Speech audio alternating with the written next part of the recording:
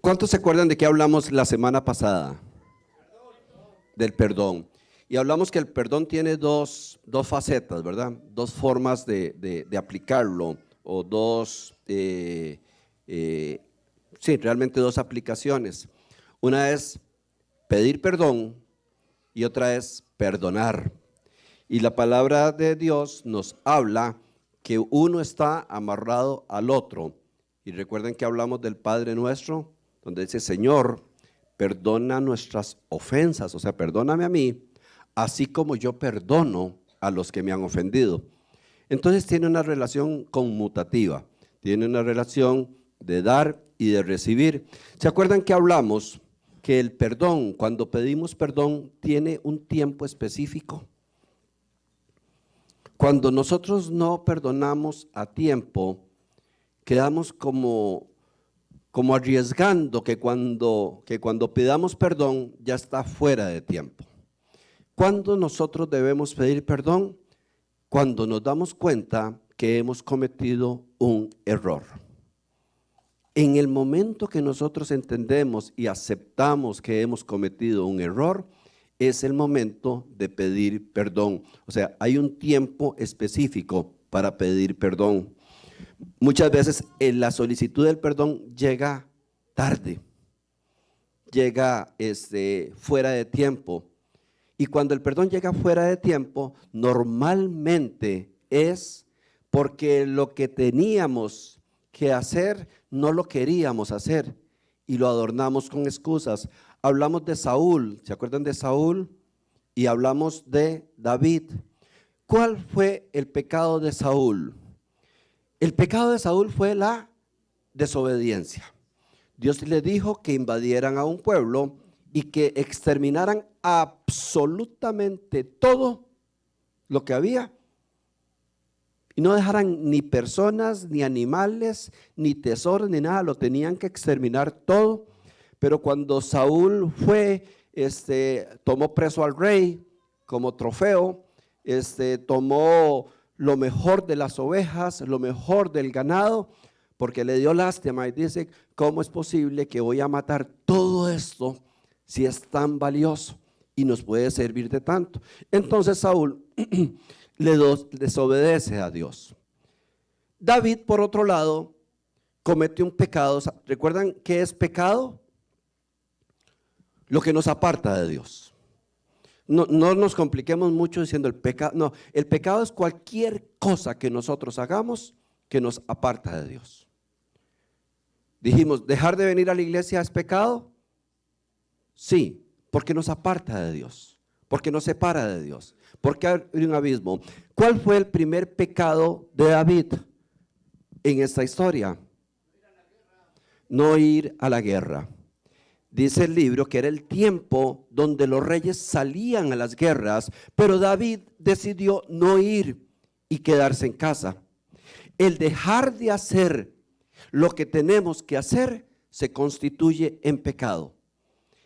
Y dice la palabra de Dios: el que sabe hacer lo bueno y no lo hace, le será contado por pecado. Entonces pecado no es solo lo criminal, no es solo el salvajismo, no es solo lo aberrante. El pecado es dejar de hacer lo que nosotros tenemos que hacer.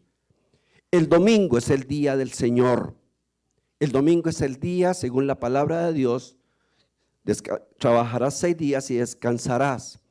El domingo no es día de trabajo, el domingo no es día de fiestas, el domingo no es día de paseos. No es que no se puede tener de vez en cuando, porque es importante unir la familia, pero no es el día para hacer pachanga. El domingo es el día del Señor.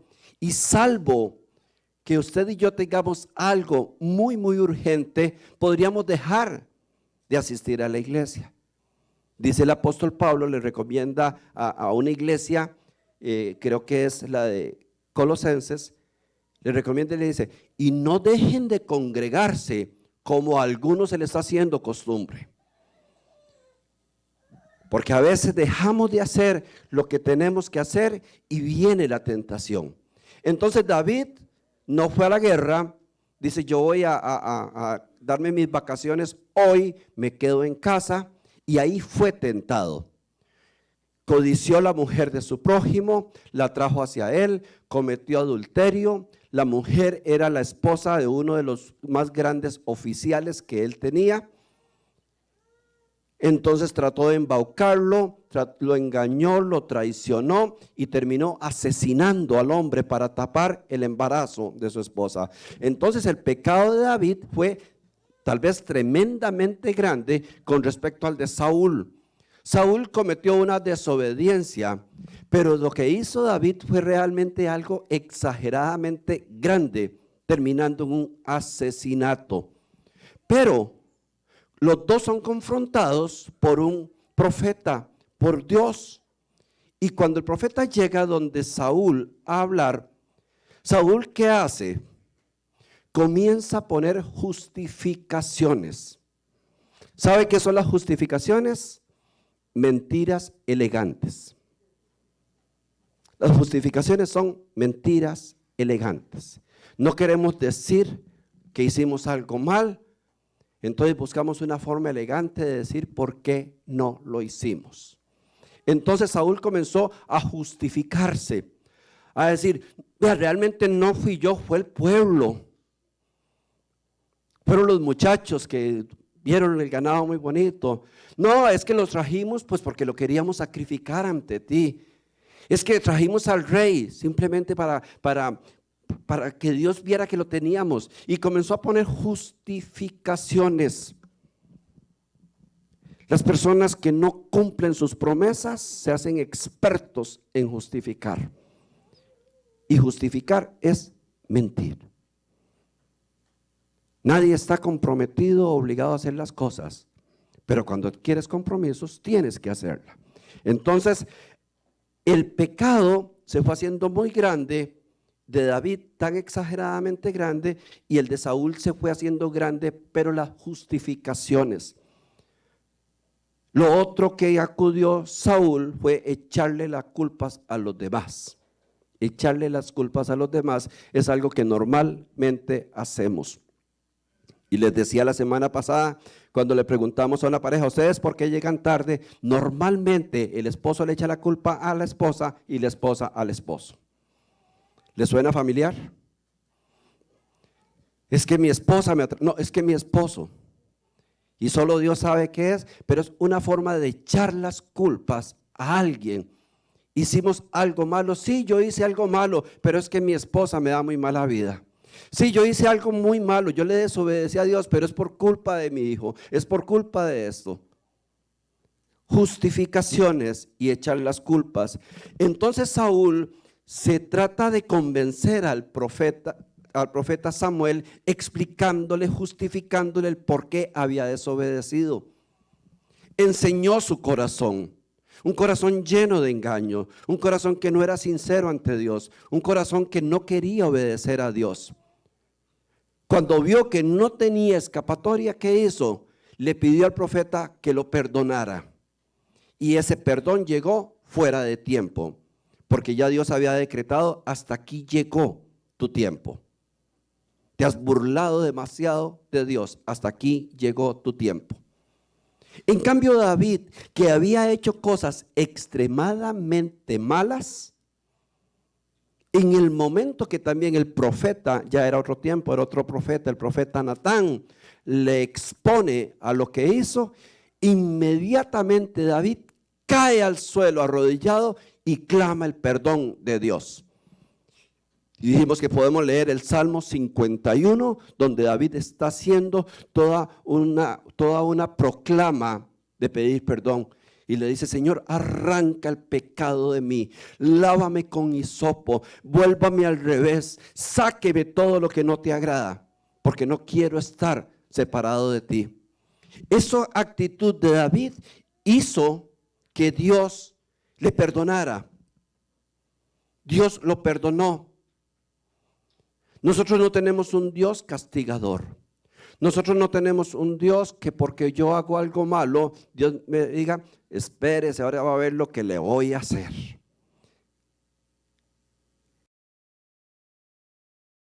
Nosotros nos castigamos solos, porque el pecado trae consecuencias. Y cada vez que yo me aparto de Dios, me meto en problemas. Cada vez que yo hago cosas que me separan de Dios, me meto en problemas. Entonces David fue perdonado instantáneamente y se le llegó a decir, creo que es el único hombre en toda la Biblia que tenía un corazón conforme al corazón de Dios.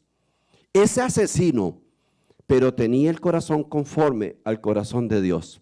Era un hombre que se sabía humillar, que sabía aceptar sus responsabilidades, que sabía reconocer sus errores y arrepentirse.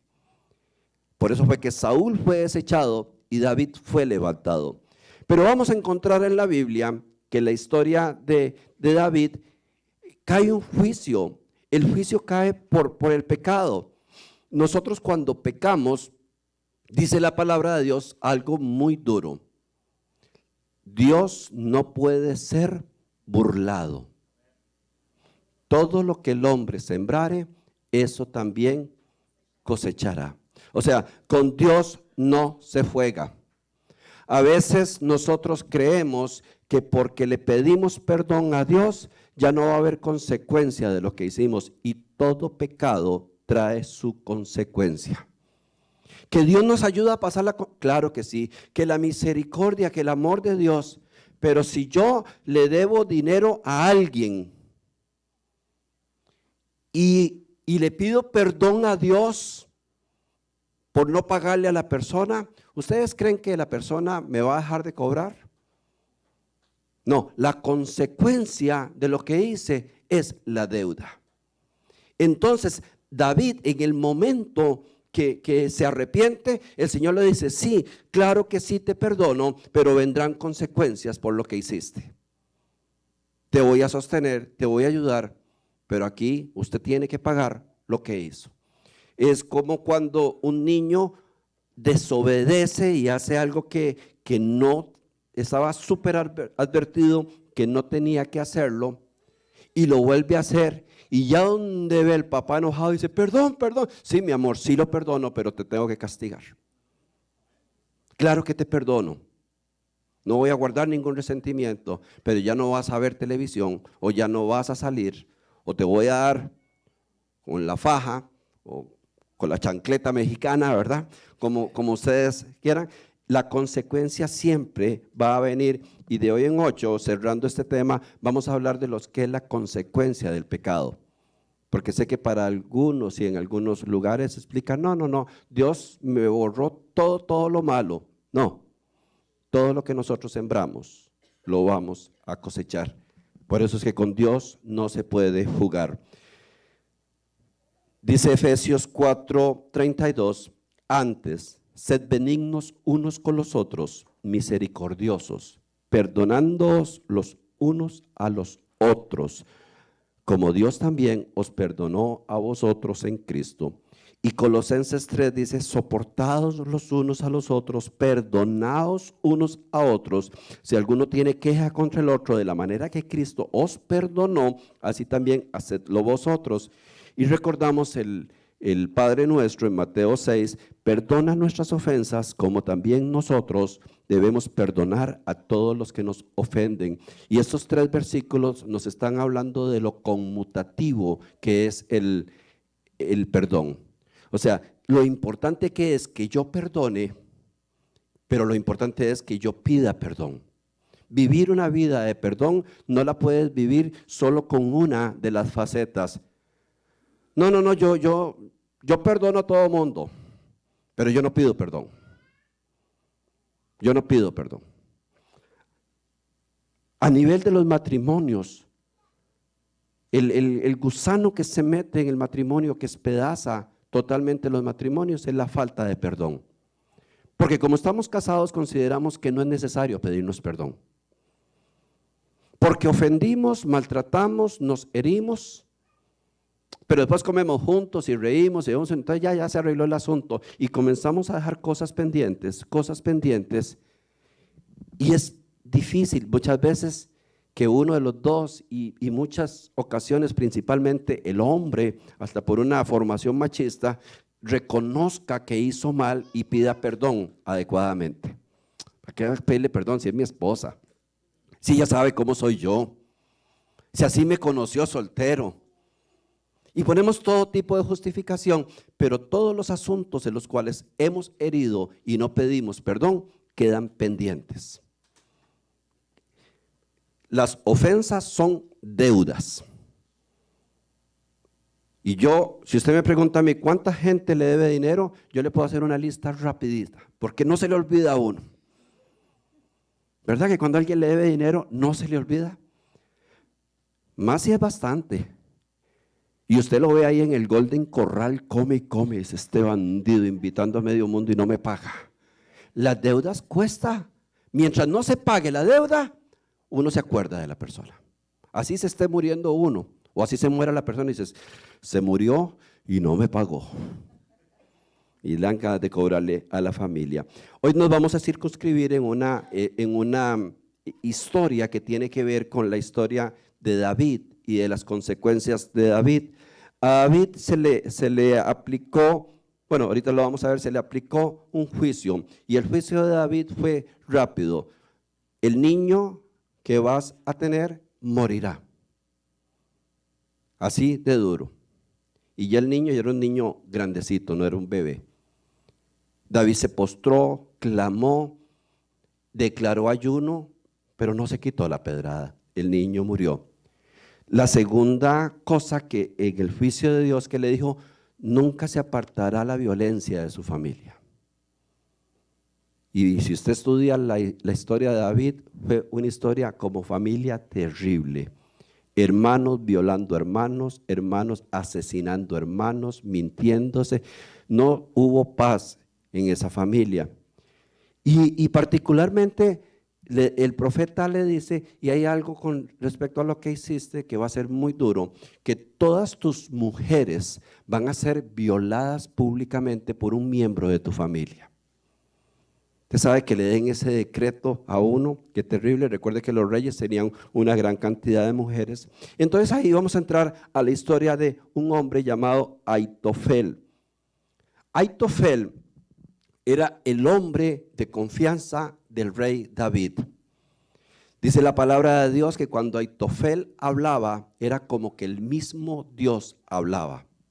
Entonces Aitofel era el profeta, era el consejero, era ese hombre que siempre está a la par del rey, diciéndole, no hagas esto, o hagas aquello, o Dios dice esto, voy a consultar con Dios. Todos los reyes que creían en Dios, tenían que tener al profeta a su lado, porque era como la seguridad de los pasos que voy a dar. ¿Voy a ir a la guerra? Sí. Bueno, vamos a preguntarle al profeta a ver qué dice Dios. Entonces le decían al profeta, consulta con Dios, dígale a Dios si vamos o no a la guerra. Y lo que el profeta decía, se hacía.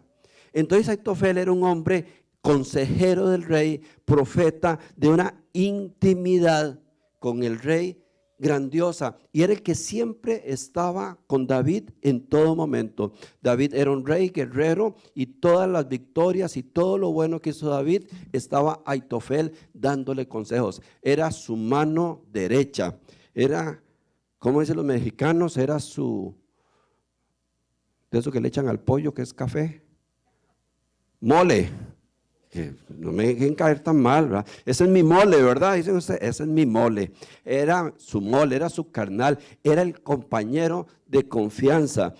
Dice la palabra de Dios, mientras, en ese momento se da una rebelión, cumpliéndose la profecía de Dios, y uno de los hijos de David, llamado Absalón, se comienza a rebelar, porque habían pasado muchas cosas malas y David no había actuado. Entonces Absalón comienza a rebelarse contra su papá. Y se comienza a rebelar y a rebelar y se va de la ciudad y comienza a levantar un ejército para derrocar al propio David, cumpliéndose la profecía que nunca se apartaría la violencia en su propia familia. Y de pronto, tal vez inexplicablemente, aparece Aitofel dándole la adhesión a Absalón. O sea, el hombre de Dios, el hombre de confianza de David, de un momento a otro dejó a David botado y se fue y se unió a la rebelión de Absalón. Dice Samuel 15:12, mientras Absalón ofrecía sacrificios, mandó a buscar a Aitofel, uno de los consejeros de David que vivía en Gilo. En poco tiempo, muchos más se unieron a Absalón y la conspiración tomó fuerza. En aquella época, recibir el consejo de Aitofel era como oír la palabra misma de Dios, y esto era así tanto para David como para Absalón. O sea, el hombre más codiciado, el hombre de mayor confianza, se pasa de bando de Absalón, sabiendo él que Absalón era un hombre malo, sabiendo que todo lo que estaba en su corazón era maldad y resentimiento. Y este hombre tan cercano a David ahora se está convirtiendo en un enemigo de David. Cuando ya está tomando fuerza la revuelta, la revolución, cuando ya están preparando el golpe final y ya Aitofel trabaja para Absalón, Aitofel lo tiene como un consultor y le dice, vamos a invadir Judá en este momento. Entonces Aitofel da dos consejos a Absalón y los vamos a ver en 2 Samuel 16. Después Absalón se volvió a Aitofel y le preguntó, ¿qué debo hacer ahora? Y vea lo que le responde Absalón, Aitofel. Ve y acuéstate con las concubinas de tu padre, contestó Aitofel, porque él las dejó allí para que cuidaran de su palacio. Entonces todo Israel sabrá que lo has insultado a tu padre, más allá de toda esperanza de reconciliación, y el pueblo le dará el apoyo. Entonces levantaron una carpa en la azotea del palacio para que todos pudieran verla, y Absalón entró y tuvo sexo con las concubinas de su padre. Era una revuelta política y lo que se estaba peleando era el trono. ¿Qué tiene que ver, o qué podríamos pensar nosotros, qué tiene que ver con que se violen las mujeres del padre en una revuelta de estas? No le había quitado el trono. David se había separado más bien en ese momento de palacio. ¿De dónde nace este consejo en media guerra? Vea, hagamos un show, pongamos una cama pública para que todo el pueblo sepa que usted está deshonrando a todas las mujeres de su papá. Ya sabíamos que eso era una profecía que se le había dado en el juicio, pero Absalón no sabía que era una profecía. Y está saliendo del corazón del hombre más íntimo de David. Y el segundo consejo que Aitofel le da a Absalón, dice, déjame escoger 12,000 hombres que salgan en busca de David esta noche. Lo alcanzaré. Cuando esté agotado y desanimado, él y sus tropas se dejarán llevar por el pánico y todos huirán. Luego mataré solo al rey. Veamos en el comportamiento de Aitofel que estamos viendo una réplica de los pecados de David. ¿Cuál fue el primer pecado? La traición. ¿Qué hizo David con su guerrero? Lo traicionó. ¿Cuál fue el segundo pecado? El abuso sexual, el aprovechamiento, la maldad con respecto al sexo de uno de sus servidores. Lo hizo David y ahora lo está proponiendo Aitofel. ¿Cuál era la tercera? Asesinato. Aitofel, siendo el consejero y el hombre de Dios, no era un oficial del ejército, pero le pide a Absalón, permítame ir tras ellos, deme 2,000 hombres para corretearlo, para asustarlo, para dejarlo totalmente despedazado en su miedo, y ya cuando no valga un centavo, me permiten a mí matarlo con mis propias manos. ¿Qué le pudo haber hecho David a este hombre para que hubiera tanta maldad? El mismo Absalón se queda pensando, Y seguro dice, yo no sé, pero a Aitofel como que se le está yendo la mano. Yo veo más odio en Aitofel que en mí mismo. Yo quiero agarrar el trono de Judá, de Israel, pero pareciera que Aitofel lo que quiera es humillar, traicionar, despedazar y hundir con todas sus fuerzas. Entonces Absalón se va donde otros consejeros y les dice, vean muchachos, Aitofel me está sugiriendo esto, esto y esto. Yo quiero que ustedes oren, me digan si esto es lo correcto o no. Y después de una reunión, los otros sabios le dijeron, no. Este hombre pareciera que lo que quiere hacerse es un desquite personal, pero más bien eso puede traernos el pueblo encima. Y entonces Absalón le dice a Aitofel, vea, disculpe, pero no vamos a hacer lo que estás pidiendo. ¿Sabe qué hizo Aitofel cuando oyó eso? Dice el versículo 23, cuando Aitofel se dio cuenta que no se había seguido su consejo, ensilló un burro y se fue de su pueblo natal, puso sus asuntos en orden y se ahorcó. Murió allí y lo enterraron en la tumba de la familia. La gran pregunta, iglesia, ¿por qué un hombre, un ungido de Dios, un hombre por el cual Dios lo usaba con su propia boca? ¿Por qué un hombre leal durante toda su vida como consejero del rey?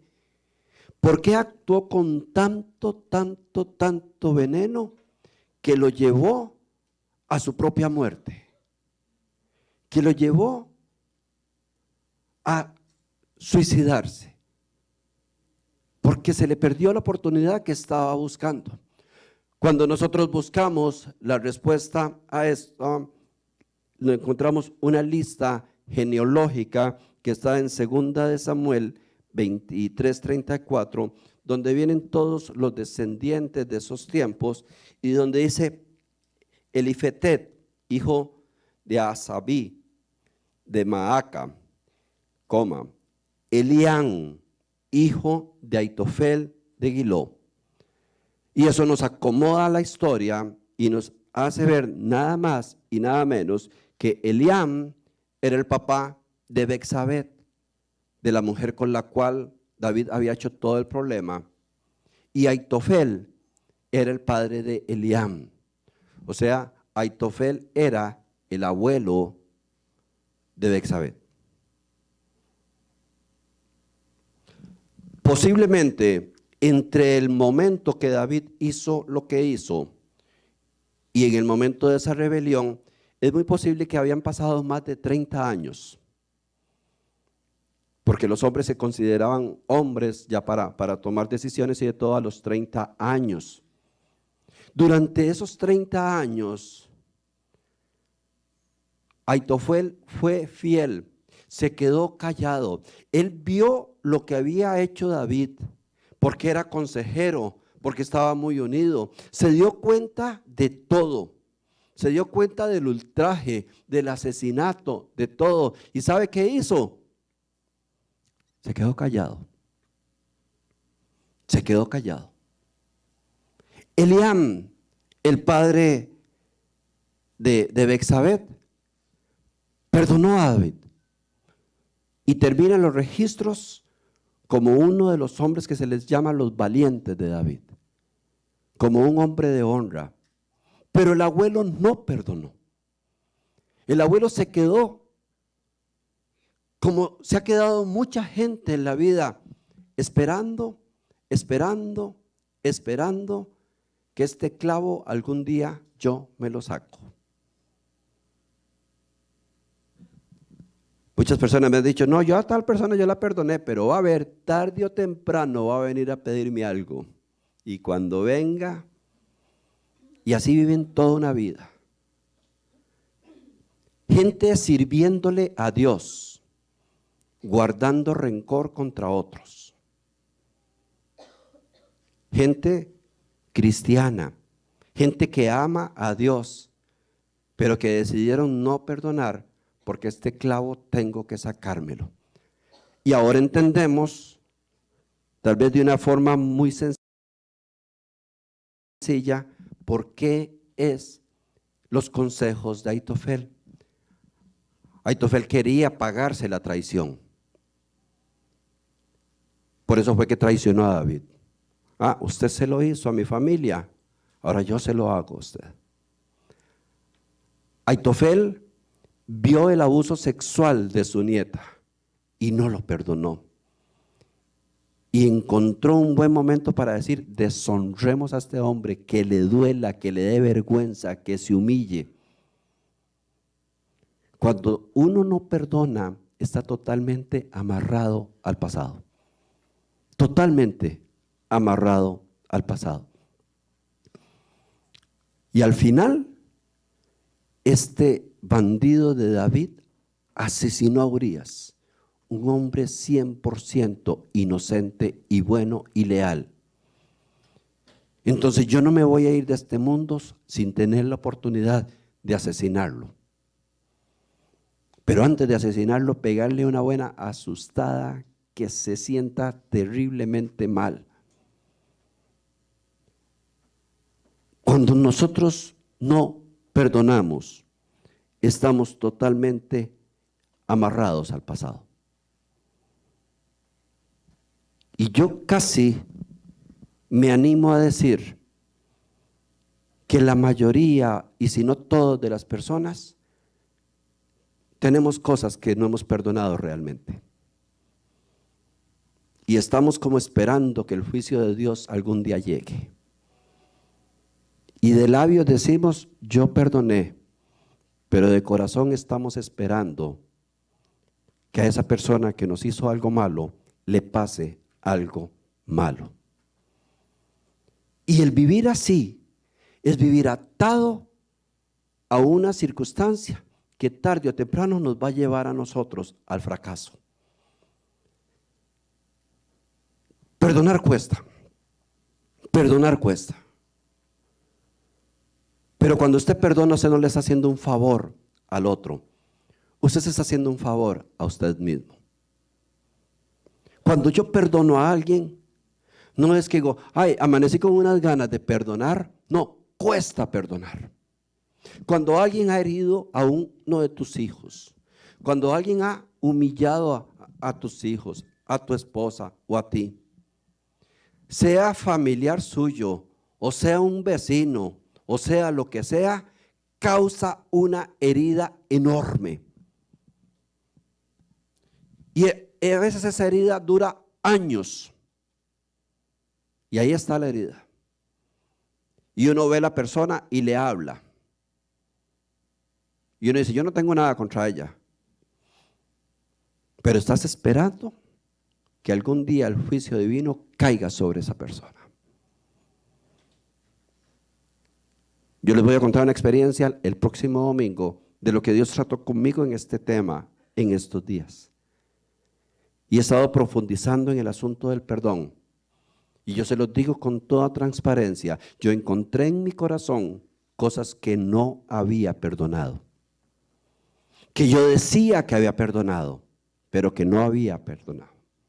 Porque mientras estés esperando que la persona que te dañó le vaya mal, es que no has perdonado. Déjelo. Y nos ponemos muy bíblicos. Dios es justo. Dios es grande en misericordia, pero fuego consumidor. Déjelo, porque todo lo que el hombre siembra, eso lo va a pagar. Y tarde o temprano lo que me hizo, lo va a pagar. Y vivimos como vivió Ahitofel 30 años, esperando la oportunidad para que el juicio de Dios caiga sobre esa persona. Iglesia, no es fácil perdonar. Si pedir perdón es difícil, es más difícil perdonar. Si pedir perdón nos hace sentir humillados, nos hace sentir avergonzados. Y a veces hemos cambiado el pedir perdón por el restablecer relaciones. Entonces, con la persona que tuve un conflicto, no, yo voy y le doy la mano y ya pasó, ya pasó. No, señores y señoras. Tienes que pedir perdón cuando has fallado y cuando sabes que has fallado. Cuando has hecho algo que sabe que ofendió a otra persona. Tienes que pedir perdón. ¿A quién primero? A Dios. Y en el momento oportuno, a la otra persona. No porque se lo merezca, sino porque yo no puedo seguir atado al pasado. ¿Cuántos han amanecido aquí algún día que uno no se soporta ni uno mismo? ¿Solo yo? Que usted se ve en el espejo y se ve más feo de lo que es. Dice, qué feo, qué gordo. A veces que ve, estoy que ni me hablen, que ni me hablen. No soporto, no quiero ver a nadie, ni que nadie me vea, no quiero hablar con nadie. Y a veces uno se pone a pensar, ¿qué me pasó? ¿Por qué me siento así? Nadie me ha hecho nada malo. ¿Y sabe qué es eso? Asuntos pendientes que están dando vuelta en el corazón y nos amargan la vida. La falta de perdón dando vueltas y vueltas. Y mientras duerme, ahí está trabajando el subconsciente, ahí está trabajando tu corazón. Y de un momento a otro te levantas amargado y actúas amargado y usted no sabe por qué. Porque la falta del perdón amarga. Amarga y lleva a la destrucción total.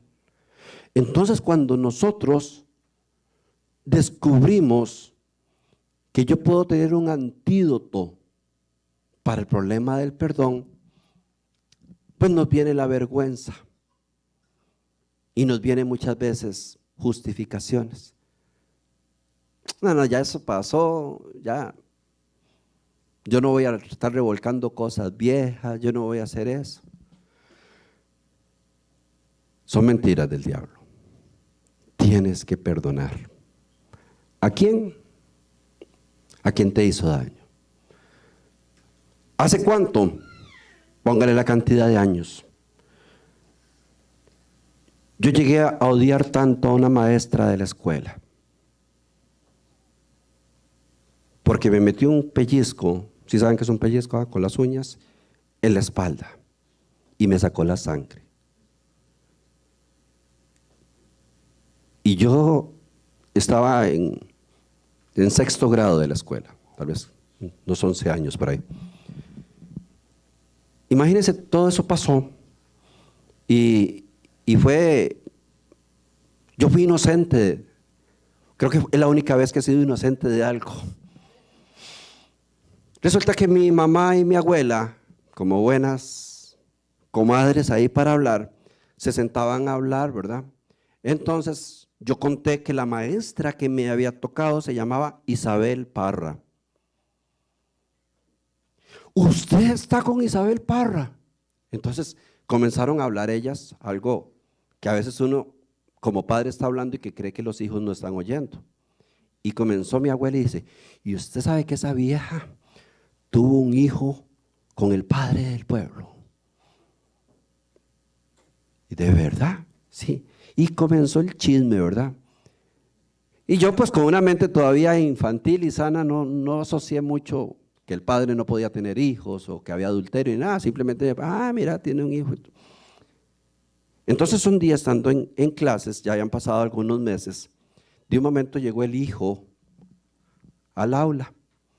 Entonces cuando entraba alguien, a todos nos teníamos que poner de pie y decir buenos días, buenos días. Entonces la maestra salió corriendo y agarró al hombre y lo trajo y dice, este es mi hijo. Y yo dije, ¡ay, el hijo del sacerdote! Y se armó un chisme en toda la escuela. Pero no me dijeron nada, yo simplemente lo expresé. Entonces, al otro día estaba yo haciendo algo en la escuela y pasó Isabel Parra y con unas uñas como una águila, me metió un pellizco y me sacó la sangre. Y dijo algo así como por hocicón.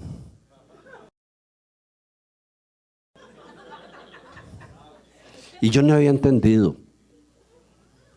Y no es nada que al otro día mandaron a llamar a mi mamá. Imagínense el recibimiento que yo tuve en la casa cuando llegué. Mi mamá parecía a ese boxeador filipino, a Pacquiao.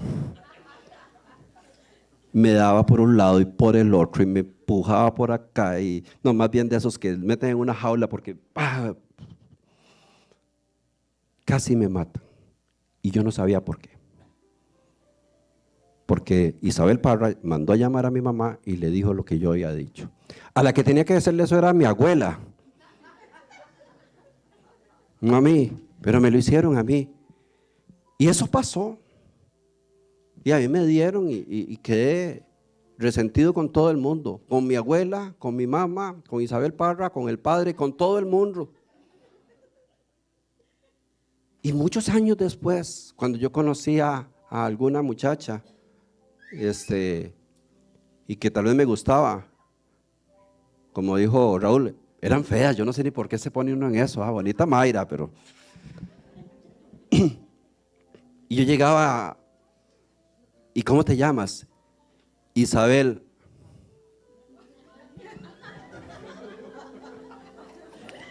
Yo no sé si hay alguna Isabel acá, ¿verdad? Había unas jaleas en Costa Rica, famosas, que eran jaleas La Parra. Y a mí no me metían una jalea de esas ni con un hisopo. No podía ver el rótulo. Un niño herido. Y una vez en una administración, porque yo tenía unos arranques violentos y de amargura y de todo. Y a veces cuando a mí me pasaba algo mal, tal vez jugando fútbol, me pasaba algo mal y me pateaban, y donde salía ahí, tal vez llorando, decía, esa vieja desgraciada Isabel Parra.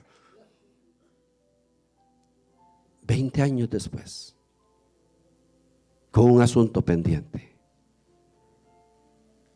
Y recuerdo que en una administración nos dieron una hoja y dice, yo quiero que apunten en esa hoja todas las personas que ustedes sienten que les ha hecho algo malo en su vida.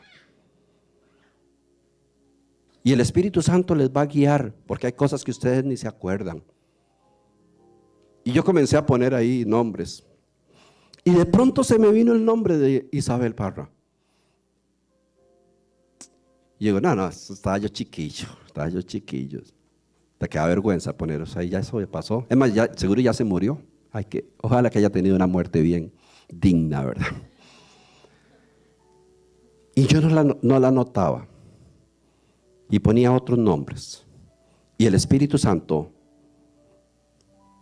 me traía el nombre Isabel Parra. Isabel Parra. Pero esas son cosas de niños. Esas son tonteras de uno. Ni me importa, ni siento nada en contra de ella, ni nada. Y recuerdo que escribí el nombre de ella al mucho rato. Y bueno, pues si no tienes nada en contra, pues ¿por qué no la anotas?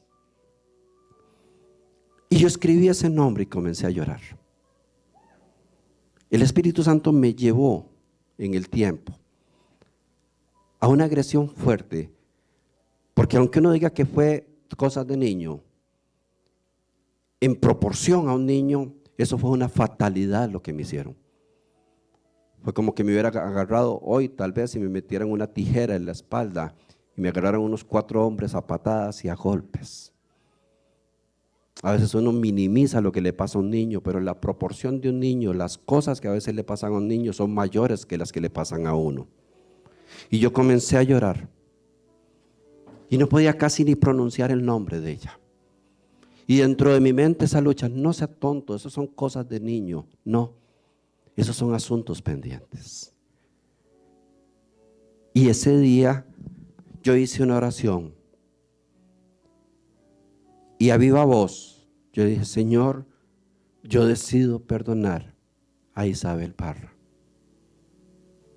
Y después a mi abuela y a mi mamá y a toda la descendencia, ¿verdad? Y yo ese día fui libre. Ella ni cuenta se dio. Yo me imagino que ya debe haber muerto. Por lo menos sé que no tiene Facebook porque una vez la busqué. Por lo menos una nieta debe haber aquí para sacarme el clavo. Pero andamos por el camino muchas veces con asuntos pendientes. Y no nos atrevemos a pedir perdón porque eso fue hace mucho, porque ya lo superé, porque ya pasó. La única forma como se cancela una deuda es pagándola. La única forma. O la paga usted o la paga otra, pero una deuda no se puede cancelar sola.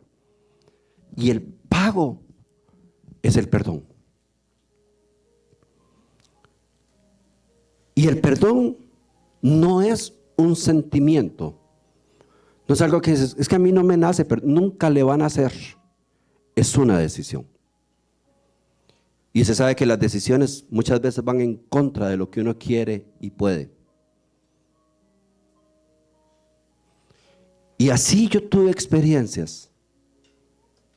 Yo viví por lo menos unos 30 años casi que odiando a mi mamá, resentido con ella. Y yo iba y le daba besos, y el día de la madre le daba regalos, y la visitaba. Hasta que una vez fui confrontado, digo, yo no he perdonado a mamá. Mamá hizo una serie de cosas que destruyeron muchas áreas de mi vida. Y yo agregué, no, pobrecita, la viejita, tanto que se sacrificó. No, gloria a Dios por lo que se sacrificó, pero habían asuntos pendientes. Y un día tuve que arrodillarme y decirle, Señor, yo hoy decido perdonar a mi mamá por todo el daño que me hizo. Que lo hizo consciente o inconsciente, no importa. Al final me hizo un daño. Y así comencé a manejar una vida de perdón. Y cuando comienzas a manejar una vida de perdón, te vas a dar cuenta que la amargura comienza a desaparecer. Y te comienza a pasar algo precioso que pasa en la vida de un perdonador. Que así como a veces usted se despierta que no se soporta ni usted solo de lo obstinado que está, de pronto un día te despiertas con una alegría, algo tan lindo y usted no sabe ni por qué es. Amanecí tan contento, no ha pasado nada malo, los mismos problemas están, pero yo me siento en paz, me siento contento. El perdón es un secreto del fabricante y que Satanás lo ha secuestrado para que no perdonemos. Y hoy en noche les voy a contar una experiencia bien bonita sobre este tema que Dios trató en este mes conmigo. Porque somos humanos. Y yo espero que el Espíritu de Dios toque corazones, a como los está tocando en este momento. Y que el Espíritu de Dios comience a traer a tu memoria asuntos pendientes. Chiquitillo, soltero, pasado, o ya se murió la persona. Se puede haber muerto, pero si no has perdonado estás encadenado. Yo he escuchado cristianos decir, bueno, la persona que a mí hizo el daño ya se murió y yo espero que se esté quemando en el infierno. No ha perdonado. Porque cuando perdonamos, no deseamos el mal para el otro, aunque se lo merezca. No deseamos el mal. Y nos cuesta, sí, yo lo perdono, Señor, pero hágale algo. Yo lo perdono, pero me da una cólera, cada vez le va mejor. Esa es una señal de que no has perdonado. Y la palabra de Dios nos dice, perdónanos los unos a los otros. Y Aitofel llegó a perder su vida y todo lo que tenía por no perdonar algo que ya Dios había perdonado. ¿Y quiénes somos nosotros?